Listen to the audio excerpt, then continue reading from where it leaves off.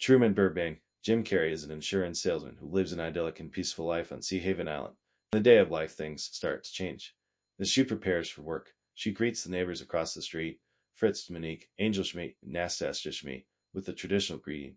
Good morning, and if I don't see you, good afternoon, good evening, and good night before then a mysterious object falls from the sky and lands on him near his car.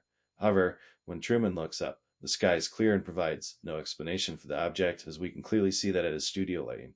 As he drives to work, the radio reports that a plane flying over the island has dropped debris, leading Truman to believe that this was the source of the dropped object. At work, Truman discreetly tears pieces of paper from a magazine and saves them before calling and asking for directory information about Fiji. He asks for Lauren or Sylvia Garland.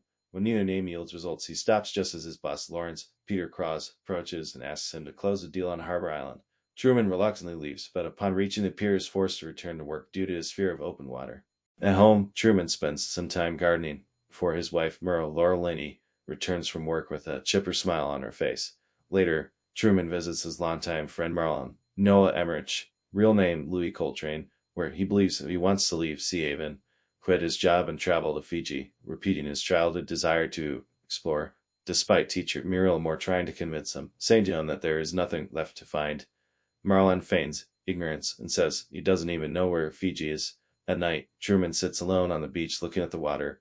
He remembers a boat trip he took with his father, Brian DeLay, as a child, Blair Slater, and begged them to stay at sea a little longer. Although his father wanted to return to shore, he agreed. Soon after, a severe storm hit and Truman's father was swept overboard and drowned. When he comes out of his memory, it starts to rain on Truman. And only Truman.